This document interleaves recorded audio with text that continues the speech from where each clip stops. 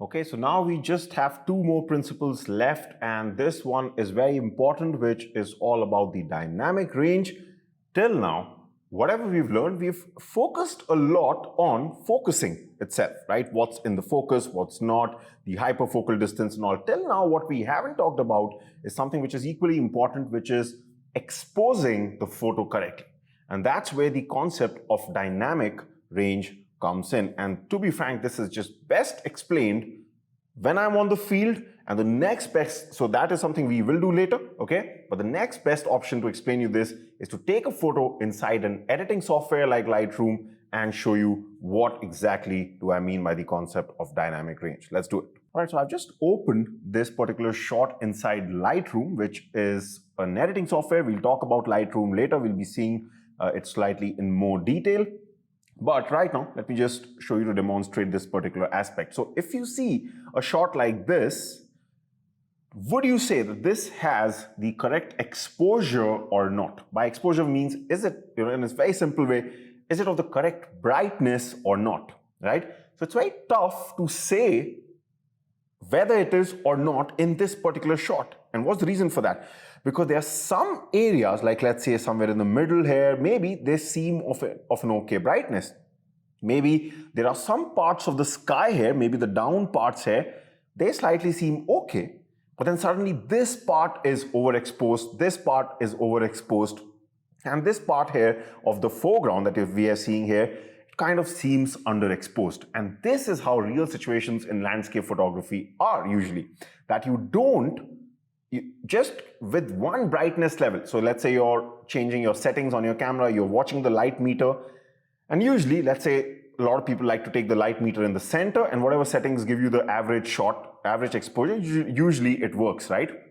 But not in landscape photography, because we are going to face this issue where there is a difference in the contrast of the different elements, or rather, the elements are producing a contrast because of different brightness levels, that they are of. For example, the sky naturally is very, very bright.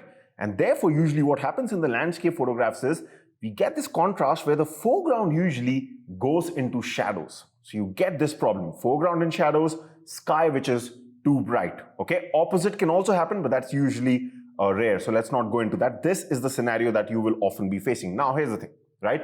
Let's say we are shooting this from the camera. Now, what we can do is we can say, okay, I just need to correct the foreground exposure. So maybe, you tweak your settings when you're shooting, and let's say you increase the exposure of the overall shot. So let's try to simulate it here, okay? Let's say you're seeing this scene from your camera and you want a good exposure on the foreground. So you say basically tweaking the settings, which will mainly be changing the shutter speed, as we'll see when I show you this concept when we're shooting later on in this course.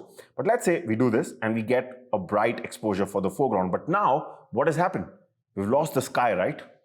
So it's like you got one thing, but you lost the other. So you say, okay, maybe I should have decreased my exposure to get a good looking sky. Let's try that also. So if we cut down the light coming in the camera and boom, let's say something like this, we get a beautiful sky, but then now we lose the foreground. Okay, and in the center, it's like everything is just half-half. So what is the optimal solution for this? We will see that, but right now, what you just saw, is a demonstration of dynamic range. The term dynamic range means what is the difference between the brighter parts and the darker parts of the shot.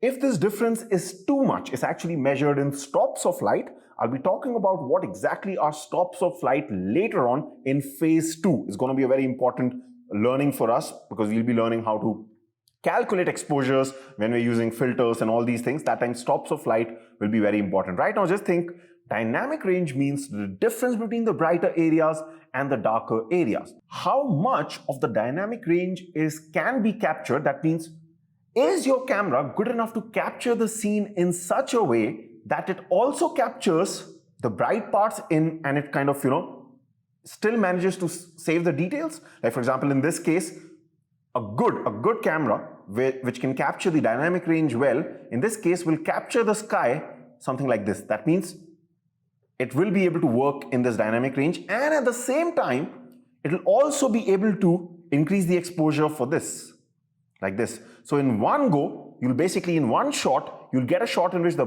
sky was less bright and the foreground was more brighter. So we'll solve our problem. Now, different cameras can handle this differently. It completely depends mainly on the sensor of your camera. Full frame cameras, or right now you can think of it like the expensive cameras, usually have a better dynamic range. That means their sensor is much more stronger. Therefore, a shot like this will be better. Okay, that this will be brighter and this will be darker, therefore giving you a good balance. So you can think of it like this. When we say you have to enhance the dynamic range, what we are saying is you have to achieve a good balance between the bright parts and the dark parts so that you get a good, dark parts become brighter and the bright parts become darker. So this is a problem usually faced by entry-level cameras because the sensors are not strong. So you get an image which is just, it's not able to capture that dynamic range fully. And can you guess a device, I won't call it a device, but something that has a dynamic range which not even any mechanical camera can possibly even get close to? If you want, pause this video. So the answer to that is your eye. Your eye has the highest capability of capturing a large dynamic range. That means what your eye would have seen at this particular point would have been much better than what the camera captured.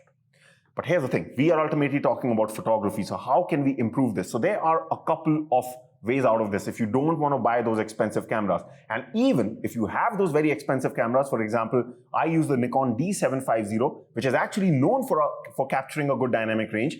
But sometimes even in high contrast situations, even a single shot just won't do. So what we do in these cases is we actually take 3 shots or more than 3 shots, but let me just explain this by 3 shots. What we do is we take the first shot in which we deliberately underexpose the shot like this. That's only for the sky. Then we take an overexposed shot, which is for the foreground. Then we take somewhere in the middle, which is for the middle tone areas, okay, somewhere the average areas. And then you merge all these 3 shots like I'm going to be showing you later on in this course in your editing software like Photoshop and Lightroom. So you get the best of both the worlds. Now the best part is, if this contrast wasn't too much, okay, these days with the editing softwares that you have, you can even do this with 1 shot by editing it. Okay, for example here, what I can do is I can just increase the shadows. That's mainly going to work on the dark parts, which was the foreground, and it won't work too much on the sky. Okay, so we've solved this problem, and in order to solve this problem, I can decrease the highlights. Highlights refers to the bright areas, shadows refer to the dark areas. So I can do this.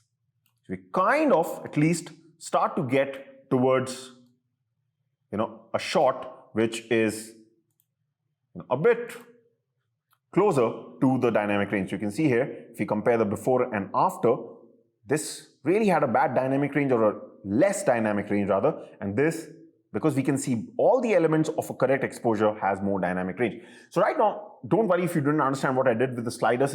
I'm just explaining you that this is the point about dynamic range. Some cameras will do a better job, but most of the times you will have to artificially do it by taking multiple shots or coming inside your editing software and then either merging it, or if you have a decent shot, 1 shot, you can play around with the settings. Now this process of artificially increasing the dynamic range is perhaps one of the most popular genres of landscape photography, and this is referred to as, I'm sure you must have heard of it, HDR photography, high dynamic range photography. I'm a big fan of it. I really love it when it's done the correct way, and later on when we go out in the field and we shoot, I'll show you what is the correct way. Okay, this was just for demonstration purpose, just to make you understand the concept of dynamic range and how the exposure balances should be set correctly. Okay, you just have one more principle which we're going to tackle late in the next video, so I'll see you then.